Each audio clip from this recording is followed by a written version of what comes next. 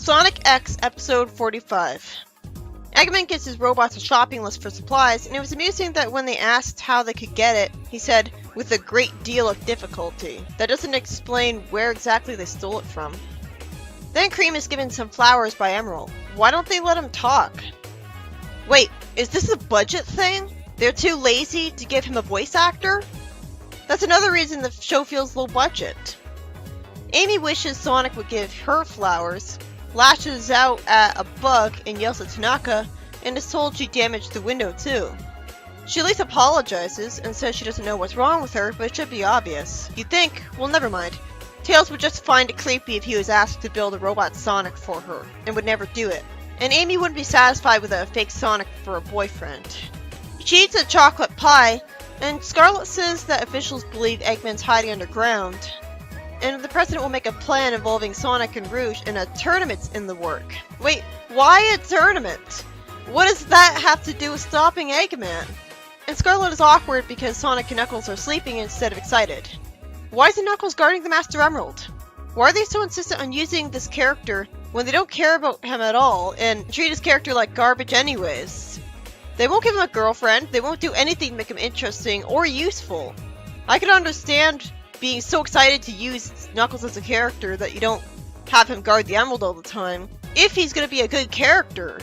Knuckles refuses to waste his time for just one Chaos Emerald. And Rouge says he's afraid she might beat him. He's too easily manipulated.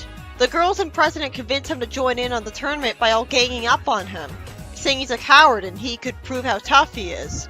I hate any time this happens.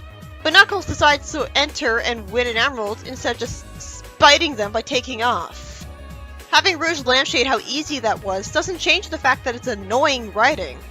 Knowing the writing sucks just makes it worse. Why do they care so much if Knuckles doesn't want to join in on the fight tournament? Why do they care so much about pressuring him like a gang? I'm guessing the only reason the president's making a tournament for the Emerald instead of just handing the Emerald to Sonic right away so he can go home eventually, since obviously the Emerald only belongs with Sonic, is so he can lure Eggman into a trap. He knows Eggman will come get the Emerald, so he'll know to send his troops and military tanks and helicopters there to fight him. And somehow some regular girls think they could win the tournament too. And Tails says they should call the number and enter. And even Chris's dad signs up for the competition. And he entered all of the heroes too, even Ella, to force the story to happen. It's really awkward and lame that Chris parroted every single thing his dad said over the phone. It'd be much less stilted if they just showed him talk to Chris. Scarlet naturally thinks that doing an infomercial will hurt her credibility. Eggman tells Bo-Kun to find the other robots because they're late with his supplies. And oh, it's a martial arts tournament.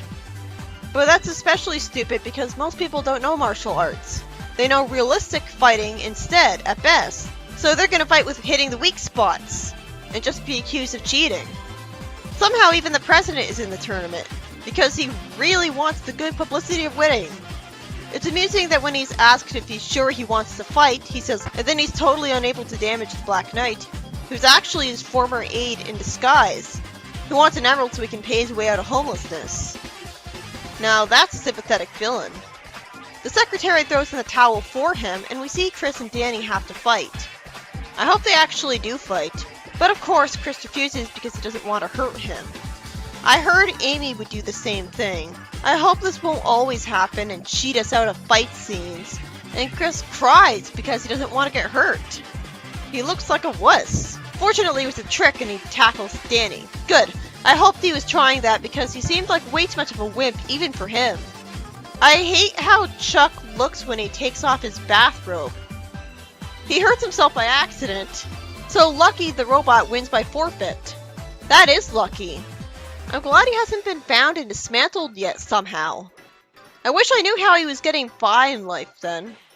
The robot sidekicks can't fight and give us a satisfying fight scene either because they're all surrounded and chased by police cars right away.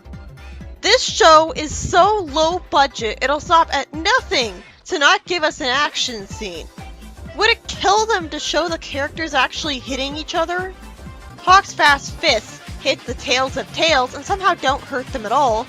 And when Tails pointlessly puts his tails up in front of him, it's just an excuse for him to spin Hawk around and make him forfeit from dizziness. And it's sweet that Tails says, when Amy says they let Bo-kun enter this thing, he starts crying. Unfortunately, the audience is angry with her and she's awkward about it and says he's just nervous. It's like kind of realistic that they would feel sorry for even him. I mean, he's just crying. He hasn't done anything wrong in this arc. He calls her a liar, and that makes her show her true colors and get passive-aggressive with a smirk and hit him with a mallet. They lazily cut away from showing us even a single hit against him. So she wins in one hit with the hammer. Fuck this. Worst tournament arc ever. Seriously, this has to be the single worst example of a tournament arc there's ever been in anime. Because we're seeing almost none of them hit each other. Chris angst is about how he cheated to win, reaffirming how his character actually is, and says he feels bad about wanting to see how it was like to be a bad guy. And Sonic reassures him. Knuckles is faced off with the President's aide, who immediately begs him to let him win after one attack and reveals who he is. He says he needs the emerald for money, and Knuckles says he can't stand a whiner, being just as heartless as Amy was to Bo-kun, and makes him run away right away. Without even a single hit besides that, he's already won! Fuck this episode! This could have been great! Who thought this was a good idea? At least there's logical consequences since Danny's still annoyed with Chris for lying to him. You'd think we would have seen him apologize, though, to wrap up a plot thread. And then we see Chris's dad face off with Chris. But I'm guessing this will end in just one hit too. Or even worse, they won't fight at all. Chris wins because he grabs his legs and holds them on the floor. And then Sam tackles Stuart really quickly. Chris says he didn't ring the starting bell yet. So Sam leaves and cheerfully takes off in his car, somehow being okay with that. I guess because he wanted to be fast, so he attacked too early. And since the robots are on the run, Lucky wins by forfeit again. But you'd think that it would make sense to have them fight a guy who defected from Eggman. Then Tanaka wins really creatively because he just gives Topaz some jewelry, and she's really happy and gives him a hug. It's sweet they follow through with this after the foreshadowing earlier, but I have to wonder if they're really doing this to prove that Topaz isn't in fact a lesbian because of Rouge. Because this came out of complete nowhere. Because Emerald doesn't want to hurt Ella, she forfeits the match, saying she's got dinner today. Why can't any of them actually fight? I heard about this. After Rouge and Tails do nothing but miss because they're flying, and Rouge calls Tails an amateur, she grabs his hand and kisses him. Which makes him forfeit because he's so stunned and grossed out. At least that was creative. Of course, Amy won't fight Sonic, even though she chased after him with a hammer so many other times in the franchise. I'm expected to take her seriously on her reluctance to hurt Sonic after Sonic Rush and Sonic Riders and Sonic and the Black Knight. All of a sudden now she's going to be a good person? That's frustratingly inconsistent.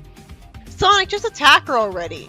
He grabs her and carries her out of the way of Eggman's laser, and the Eggmobile flies away, and Sonic magically flies after him. That's so dumb. Well, at least the episode didn't portray Amy as an angry bitch going after her friends with a hammer for once. But still, Sonic would never lose a match to Amy Rose. Sure was convenient for Sonic that Eggman happened to show up just to bother Amy, and not Lucky, who was one of his own robots who defected on him. See, that proves my point about Bo-kun. If he didn't even bother to hunt down Lucky, why would he care if Bo-kun joined the heroes? This was the worst tournament story ever. You'd expect the participants to have decent fights with each other, but instead, literally all of them ended just one attack. Or worse, not even that. At least it was creative how some of them opted out of fighting. Like I loved that Tanaka gave Topaz some jewelry and she gave him a hug.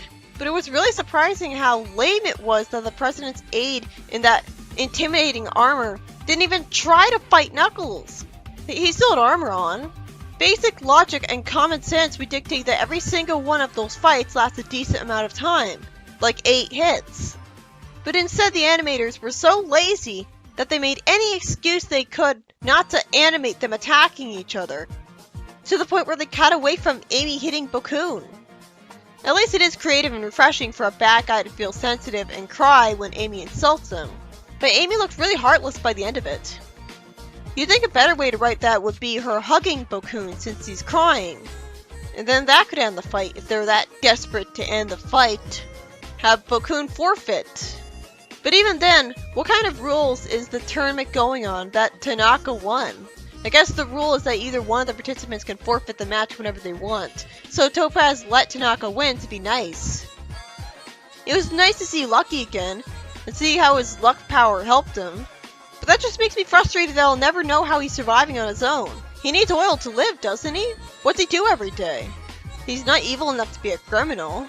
Why hasn't Eggman tracked him down and destroyed him for spare parts? Who hired him? I guess we'll never know.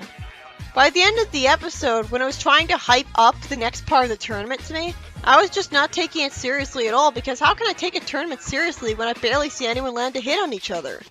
I heard that even Sonic Boom has action scenes, even if lazy budget ones. So if Sonic Boom of all things will outdo Sonic X on action scenes, that'll be really pathetic. Because at least that show has a focus on comedy. Well, this show has no focus whatsoever. It's not focused on action, so what's the point of this tournament arc? And it's not focused on comedy, or at least doesn't seem to be, because it's not funny at all. I barely ever laughed at this show. So where's the appeal? Eggman's robots are charming, and Chris's family is interesting, but that's it.